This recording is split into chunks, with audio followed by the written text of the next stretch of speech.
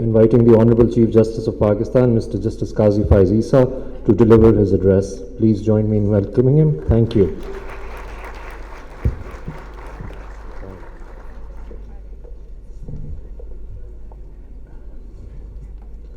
If everyone is tired sitting, please feel free to stand. I won't mind it in the least.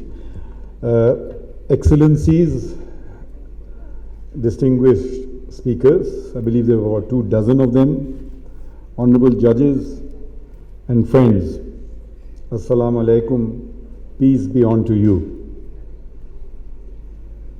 The distinguished speakers, a heartfelt thanks for your erudite talks on this climate change conference held this first Saturday after the World Environment Day, which was established 52 years ago in 1972, with the goal of raising awareness about important environmental concerns, global warming, deforestation, depletion of the ozone layer, and to advocate sustainable living in harmony with nature, protecting biodiversity, and to reset the balance with nature with transformative changes in how we eat, live, work, and move around. 52 years have passed. Let us acknowledge that what we set out to do, we have failed in. It is a staggering failure. And why did we fail is an important question. But first, a few words about the illness and the sickness of the human body and of the earth. I'm sure that, like me, when you visit your doctor, he or she invariably tells you, if you're a smoker, stop or at least reduce smoking. If, like me, you're overweight, reduce your weight, consume less, do not eat processed foods, sugars and meats, walk and exercise. I think virtually every doctor nowadays says that. And generally, the first indication of ill health and sickness is having temperature. Dr. Adil said we all know what climate change is. Now let me put it in terms with which a layperson like myself may grasp it, understand it. When our human body temperature goes up, it is telling us that we are ill, that we are sick. Our normal temperature is 37 degrees centigrade, about 98.6. If it goes up just 1 degree to 98 degrees centigrade or 100.4, the doctors say you have a fever. If it goes up to a total of 2.5 degrees to 39.5 degrees centigrade, which is 103.1, it is categorized as high fever.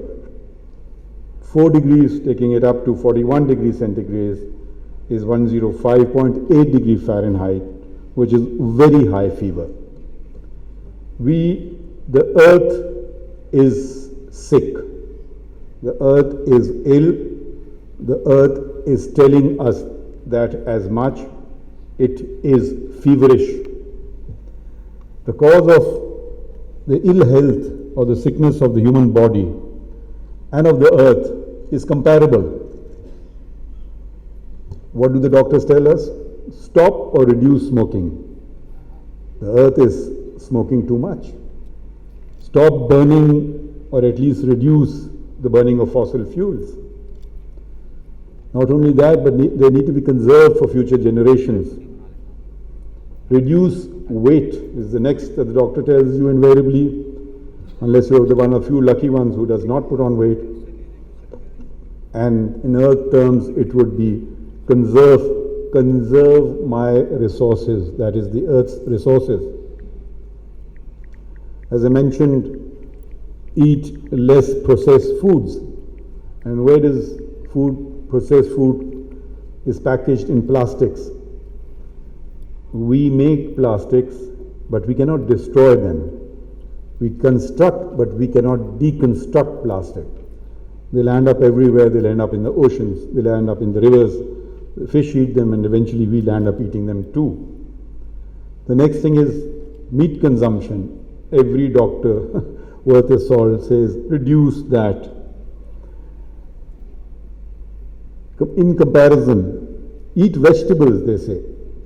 Beef takes 20, and I'm not a scientist, but I'll give you stuff which I've gathered from the internet. 20 kilograms of feed and 14,500 liters of beef, of water gets you 1 kilogram of beef.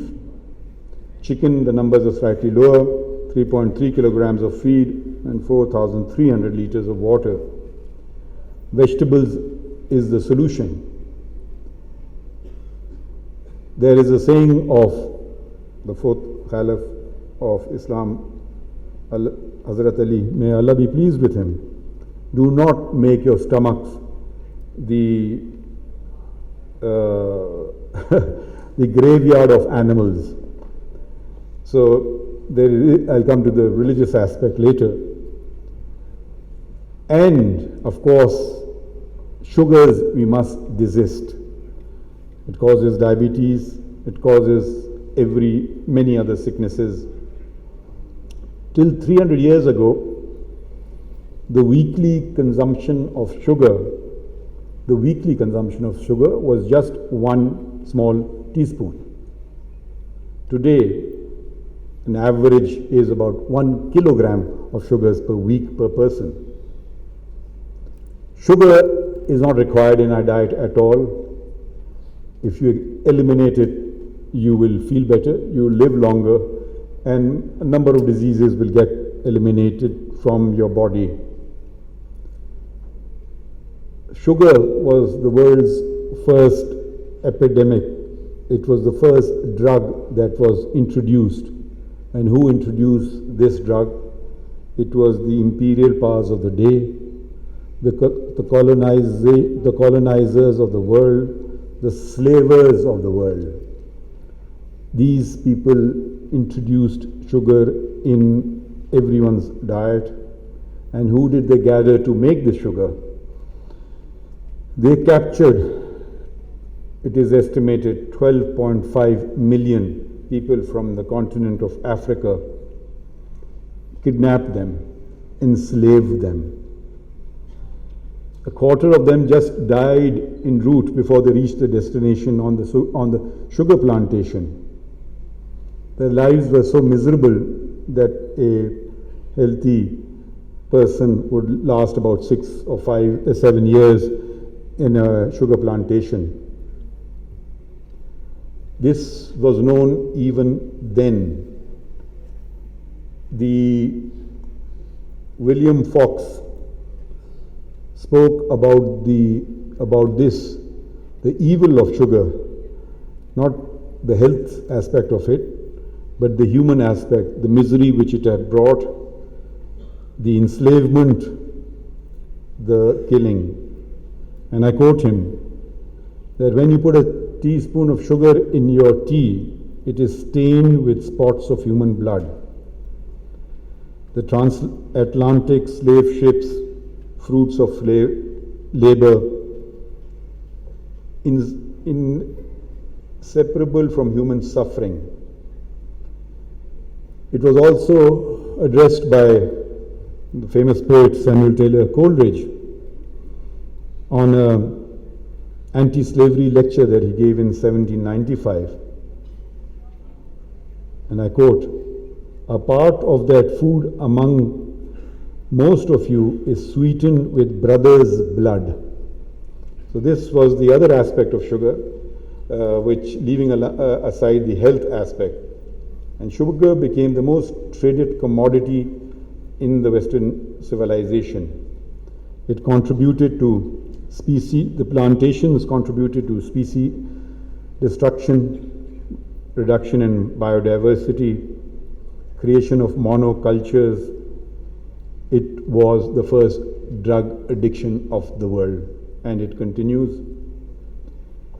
The next thing which the doctors tell you to do to improve your lives, to live healthier, longer lives, is to walk and to exercise.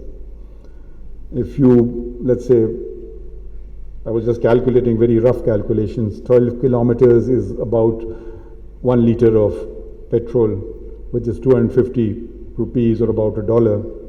So you save on your pocket, you save the environment, and you get healthy for free. You don't have to maintain a car. Shah Saab's thing of electric vehicles, it's even better to use your feet, if not to use pedal power.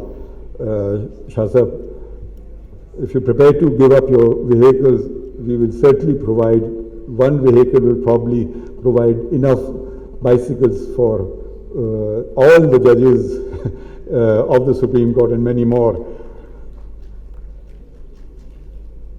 Earth is a living organism, but we do not treat it like that.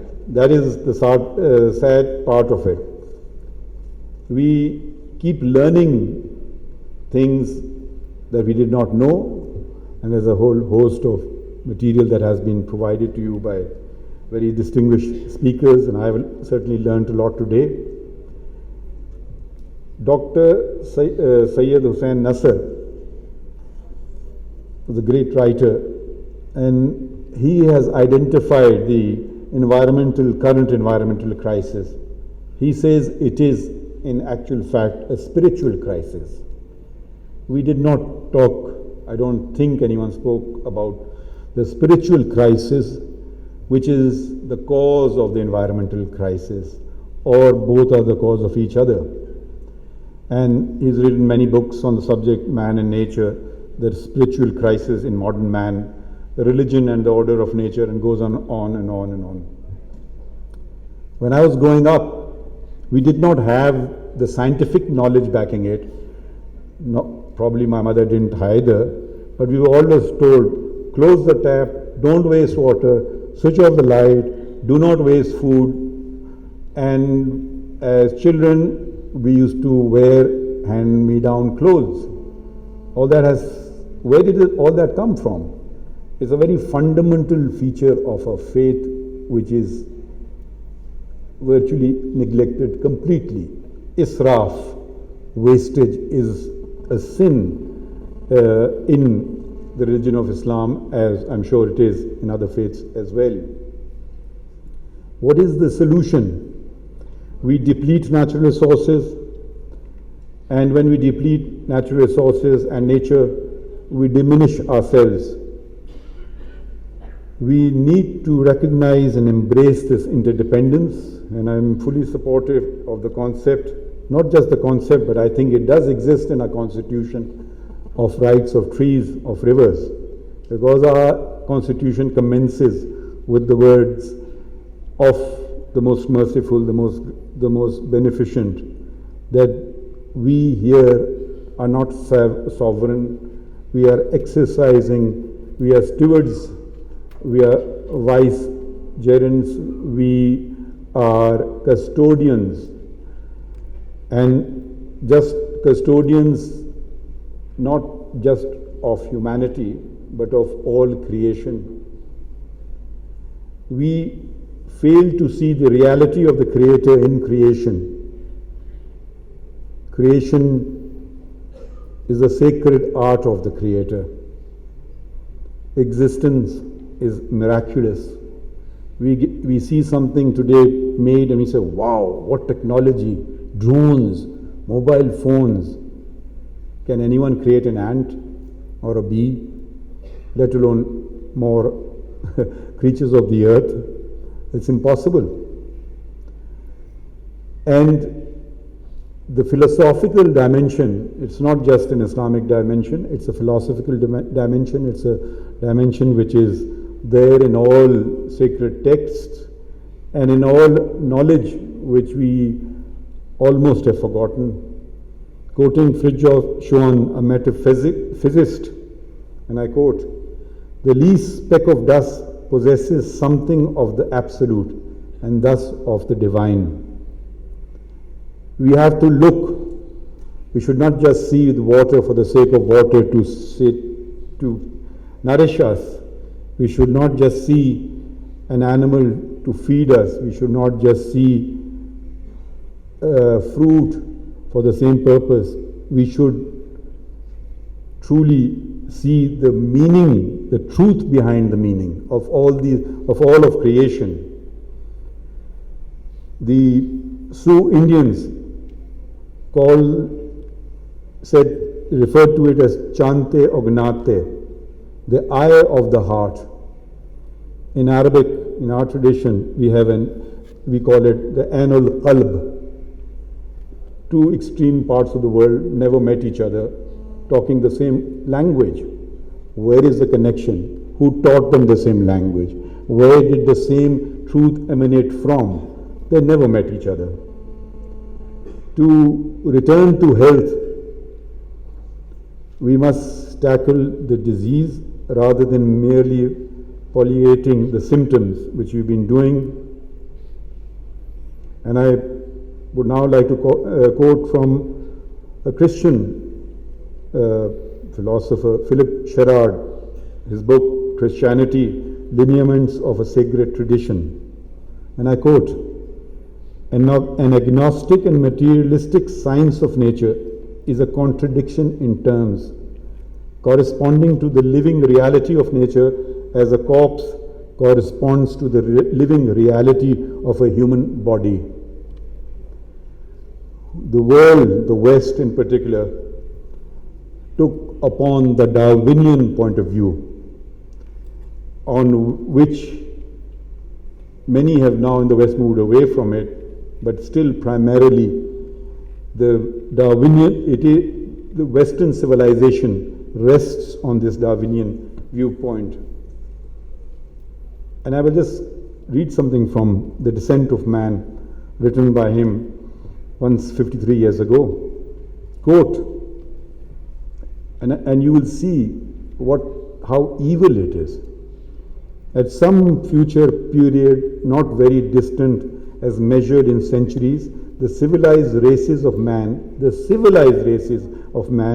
will most certainly exterminate and replace throughout the world the savage races. Now, who are the savage races? I leave that. William Trent was a British trader. He went to the Americas and he maintained a journal. And he talks about this now, the savage races.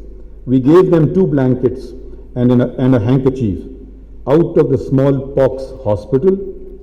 I hope it will have the desired effect," and it did, unquote. This despising fellow human beings, despising nature,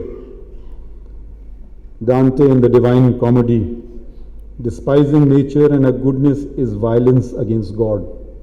And this is the violence that we are perpetrated because of a particular mindset. And now let's quote someone from the savage race, and you be the judge who the savage is and where the greatness lies. And this is, all of you may have heard of Crazy Horse. We used to call them, when we were growing up, Red Indians. Now the correct terminology, I believe, is native people, or it may be something else. Black Elk. He was the medicine or the holy man of the Oglala Lakota tribe. And I quote him, "We should understand that all things are the work of the Great Spirit. We should know that He is within all things. The trees, the grasses, the rivers, the mountains, all the 4-legged animals and the winged peoples. And even more important, we should understand that He is also above all these things and people," unquote. Now please compare it with Surah verse 38, chapter 6 of the Holy Quran, Al-Anam, where the birds are referred to as communities like you. Not anything else but communities like you. There is great stuff in the Western tradition as well, and which has been pushed back and has receded. Who doesn't know William Blake's "To see a world in the grain of sand and heaven in a wildflower"? Justice Aisha Malik had showed you the beauty of nature when she very eruditely spoke, and that's just a very small depiction. How many species we have already wiped out from the face of the earth? How many species of fish? How many, now we're after the whales. I always used to wonder, what is the purpose of these whales? They're massive creatures. What do they do? Science has recently revealed that they go deep, deep into the deepest depths of the ocean. They shake it up, literally. And if they were not doing that, the oceans would die. So the creation that has been put there, we may not know the reason for that creation, but every day we discover something new. Why does the bar-tailed godwit travel across the Arctic to the south, thousands of kilometers without stopping? We don't know. It could have laid its eggs much closer, but it's part of creation. It needs protection. We are the stewards of the earth. We are not the stewards of man. And one of the greatest sins in Islam is if we commit fisad fil ard, fisad, corruption or destruction, literally fil ard, in the earth or off the earth. There are examples and examples, and I can go on, and I'm sure you're tired because my daughter did mention, Baba, if they don't know what they're doing by calling you to speak on the environment, probably you'll have to arrange dinner for them. I try to keep it short. The seven heavens and the earth and all that is therein praise or glorify Him, but you do not understand their praise or glorification. Surah Isra, the night journey, verse 44. And what is the word for praise and glorification in this verse? It is tasbihahum, tasbih. I was in Turkey recently and I discovered this beautiful story that there was this murshid and he was becoming very old and he wanted to have a successor appointed. So all his sort of murids, and he said, I will appoint him the successor who brings me the most beautiful flower. Till the prayer, the Maghrib prayer is called. So they went out looking, someone got a black tulip, the rose, the lily, all kinds of flowers. And there was this one murid who almost didn't make it. And just before the azan was being called, he came and he placed a dead flower on the feet of his master. And all his companions looked around and said, what is this? Is it a joke? He said, all the others were praying, glorifying. Now, this just taking again something from the Western culture, Michelangelo's theory of art, and in that book, Marsilio Ficino, an Italian priest, is quoted, and I quote, the visage of God penetrates in all things. If we start looking at creation in that manner, probably most of these things will go away. If we save water, if we don't cut down trees, if we care for all creatures, things could begin to change. Because in most of the world, I won't say in all the world, but most of the world, and this I quote Sayyid Hussain Nasr again, the vast majority of the people in the world do not accept any ethics which does not have a religious foundation. I was the Chief Justice in Balochistan and they were doing ablution, wuzu, and running, the water was running, so I said, don't waste water, and he very sort of almost aggressively responded that I am doing wuzu. So, how dare you do that. And I then quoted him the hadith of Prophet Muhammad, peace and blessings be upon him, that do not waste water. And this he addressed to one of his companions. And the answer was, what if I'm using water for ablution? And the response was, and even if you're standing next to a flowing river, there was no flowing river, but the extreme example was given of that.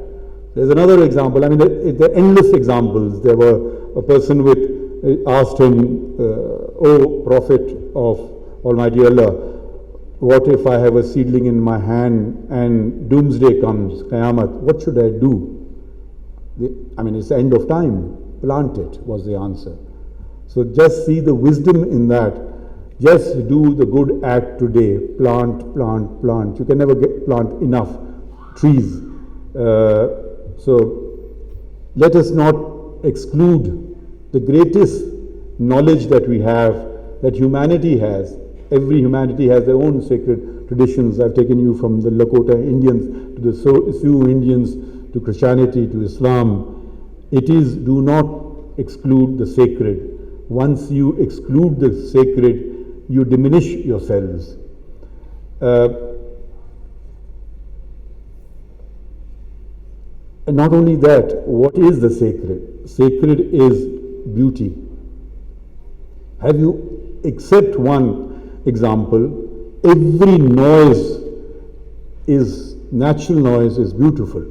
Have you ever thought about it? The birds chirping, the bees humming, water trickling, even thunder has grandeur. It's impressive. And there's only one, and that's used as an example, not to raise your voices in the Holy Quran, and that's the braying of the ass. So that is probably the only exception. And if you think about it, how many man-made noises are beautiful? The car passing by, the air conditioner humming, the sort of, I can go on and on and on. You'll rarely find something, the natural voice, the beauty of, so there are so many different dimensions to this aspect. Beauty is the manifestation of the infinite. Let us reintroduce the absolute in the world of relatives. This is the world of relatives. It is not the world, the eventual world. We must give these lessons.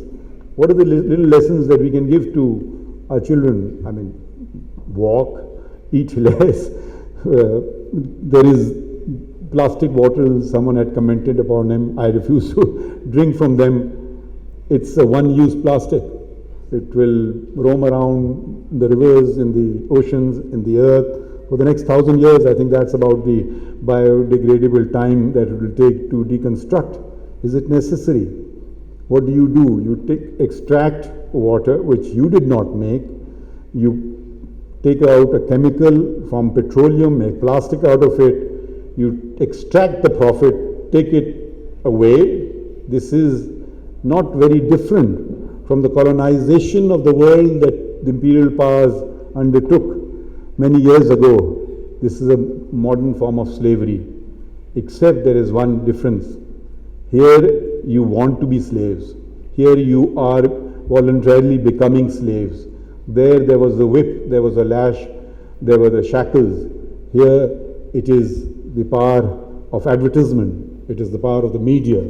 It is the power that you must have this water bottle. Could you not just take a metal thermos from home and keep refilling it? So this enslavement that is taking place of we don't need all these things, we want all those things. And what is the purpose? Do we ever pause and think about them? I'm just giving you one example of a plastic water bottle. Yes, we are all guilty. I will profess that Shah Sahab has mentioned and indicated we can do much ourselves. But even if we do just little steps, can you just imagine, okay, the shop is not too far, maybe I just walk today. Just imagine the amount of petrol that you will save, the amount of money you will save, and then you multiply it by if everyone in the country did the same.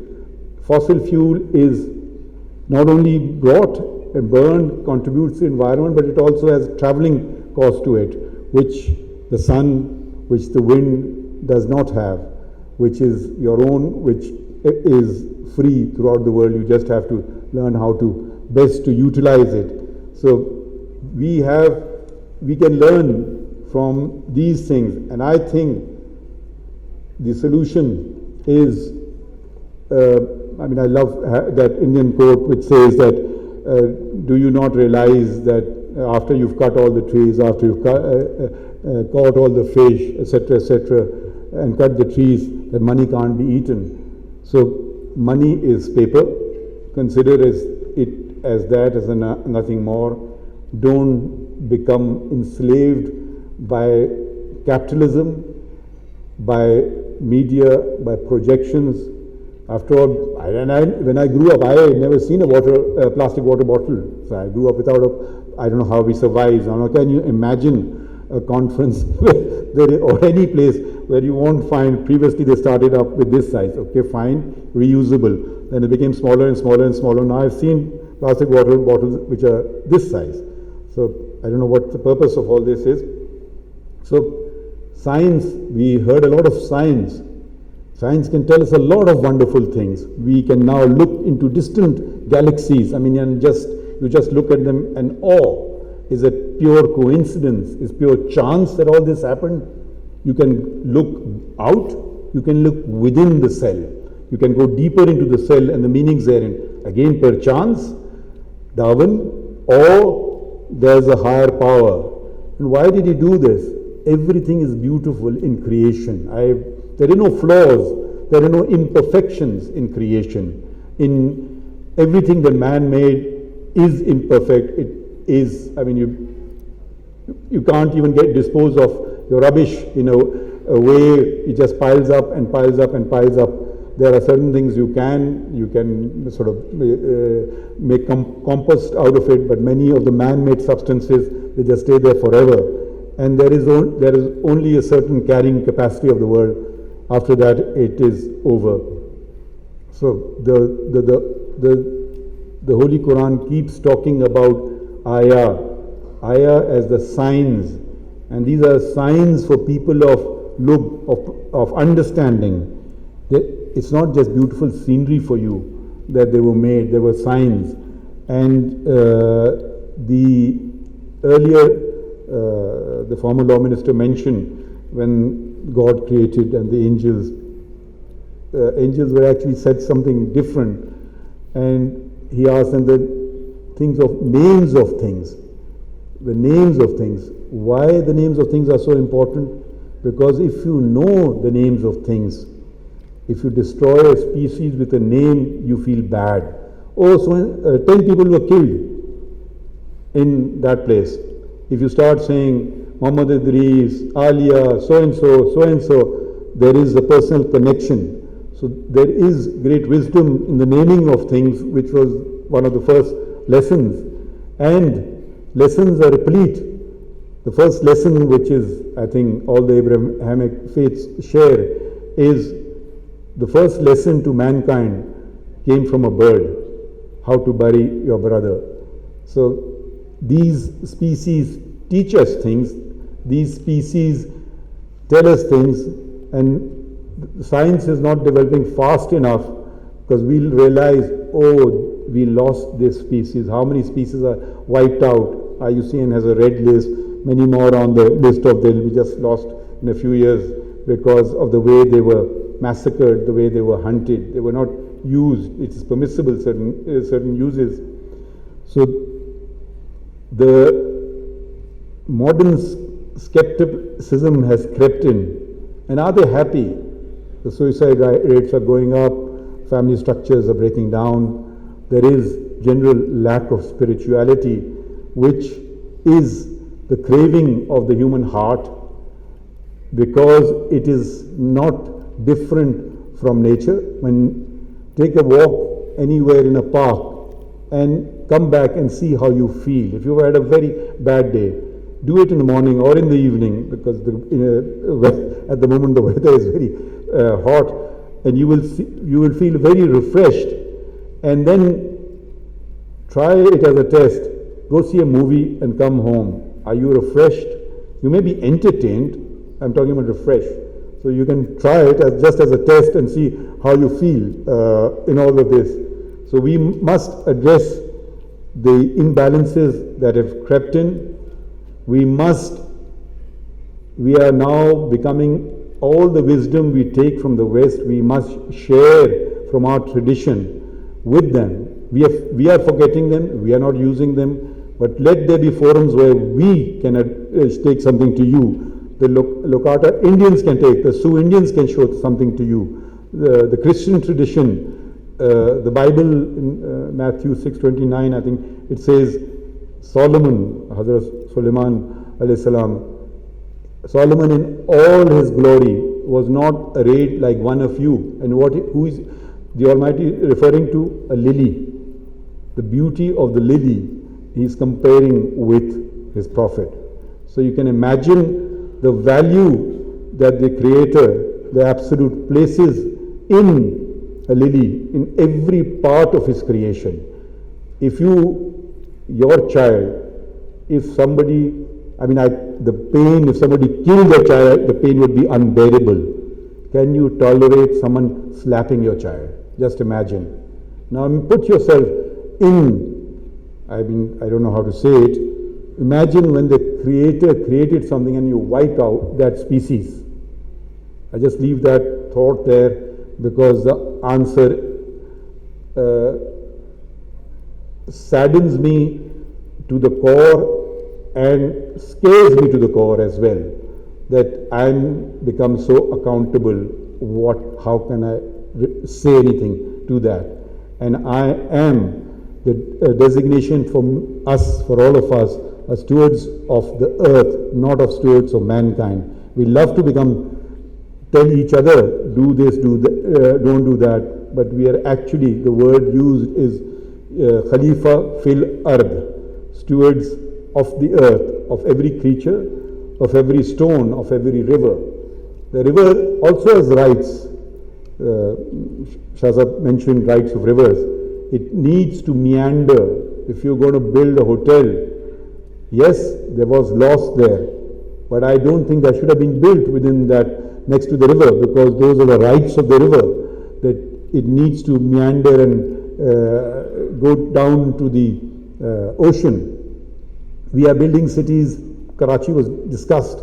The city could have gone inwards into Sindh. No, it went into the ocean. You cut the natural protection, the mangrove swamps, which is a perfect barrier against waves, against floods, and you then say, why is this happening?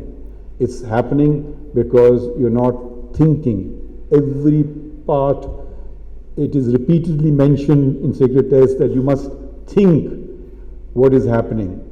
It's we have reduced scripture to sort of like a few commandments and that's about it. But there's much more. It's not if you talk about the actual acts of prayers and Hajj and fasting. Very few of those verses. The rest is all about nature, about stories, and all these stories and nature-centric city has definitely meaning. Like I said, they are not just signs, just not pretty scenery. There are signs which we must see and understand. But unfortunately, what is happening is that there is a skepticism that is set in. It is almost an embarrassment to talk about faith, and those who talk about faith is the kind of faith you don't want to hear anything about. So this is something we have to address ourselves as a society, because whenever they talk about extremism or terrorism, they're talking about their faith. They're not talking about God's faith. It is something else altogether. So there is, I will now conclude in just saying that the more we know, and we know so much more now. We know the science of climate change. We know how it's happening. We didn't know that before. But the more we are degrading. So we must be the most stupidest people on the world, knowing that this is going to happen, we are still doing it. So one thing is you don't know something about something and you do it. One thing, you now have the science, that it's indisputable, the science is absolutely clear. You do this, these are the results. You're going to burn fossil fuels, this is going to happen. You're going to eliminate yourself and all of creation as well with you. And it is the disconnect. The more we know, the more we degrade, and the more the human heart degenerates. Let us turn the corner. Let's bring back, let's open the doors of spirituality about the infinite, about the absolute, into our daily lives, and look at creation with a pair of fresh eyes. And I will conclude by saying this is my prayer of, if I can conclude on a prayer for today, this will be my prayer, because if you take this message forward, it will resonate in people's hearts and they will quickly stop doing it. Like the man I told about the wasting of the water, he immediately closed the tap. No further discussion came to an end. So in conclusion, I would like to first of all thank the COP presidency that has now gone to a neighboring country, and we are very proud of it, because we learn from the wisdom that is there in Azerbaijan, and their ambassador, His Excellency Mr. Khazar Faradov, has already shared the green goals that they have set for themselves, the net zero emission cities that they are creating, and that the 29th COP presidency is with their Dr. Mukhtar Babai. And all eyes are now on you, and the standard bearer is you. And the fact that you're in the neighborhood gives me greater comfort and great expectations and hopes. And I would also like to thank all the very distinguished speakers, the organizers of this conference, particularly Rifat Inam Bhatt, who's the Secretary of the Law and Justice Commission of Pakistan. I did not have anything to do with it. I must confess, this was Justice Mansoor Ali Shah and Justice Aisha Malik. Can we have applause for them? And can we have another applause for the very distinguished speakers who have reminded us what we are doing, what we should stop doing, and what we should do. Thank you.